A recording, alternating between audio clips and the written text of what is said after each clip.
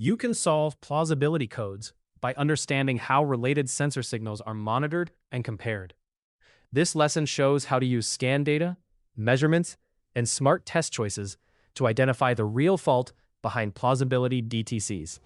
Plausibility codes appear when the ECU detects related sensor signals that do not agree with each other or with expected conditions.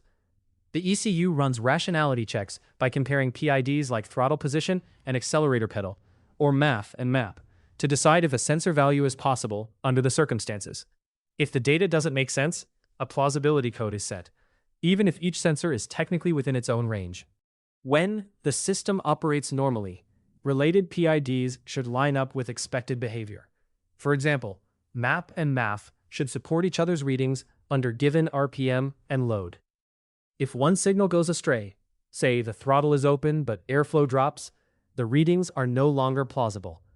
Recognizing expected versus actual helps you spot which sensor or signal disagrees and might be the source of the code. Don't trust scan data alone. Use a meter to backprobe the sensor ground and signal wires, checking if real voltages match what you see in the scan tool.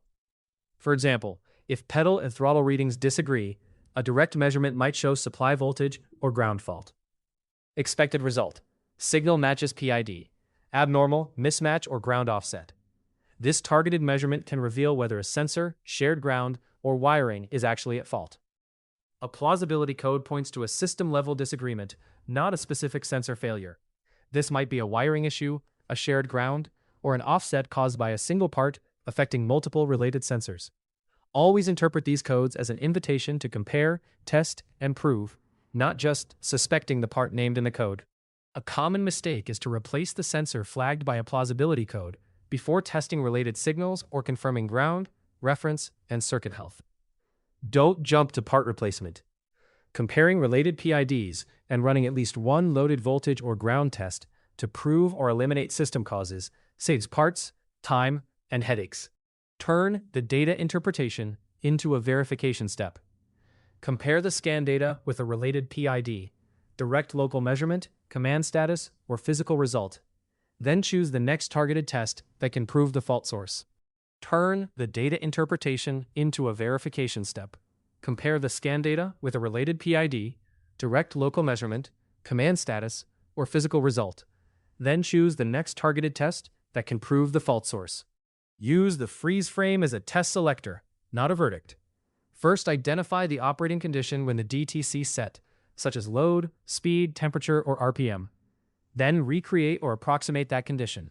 Compare current live data to the stored freeze frame and choose the next targeted test from the mismatch. The point is to prove what changed under the same condition before replacing a part. Use the freeze frame as a test selector, not a verdict.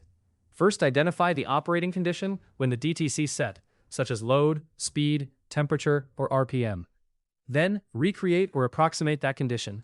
Compare current live data to the stored freeze frame, and choose the next targeted test from the mismatch. The point is to prove what changed under the same condition before replacing a part. For plausibility codes, always start by comparing related PIDs for agreement. Then run a direct measurement at the sensor signal and ground, and make sure your scan data makes sense for actual conditions. This test path narrows system and wiring faults quickly, avoids parts guessing, and gives you proof before fixing anything. Remember, diagnosing plausibility codes is about proving fault paths, not just swapping parts.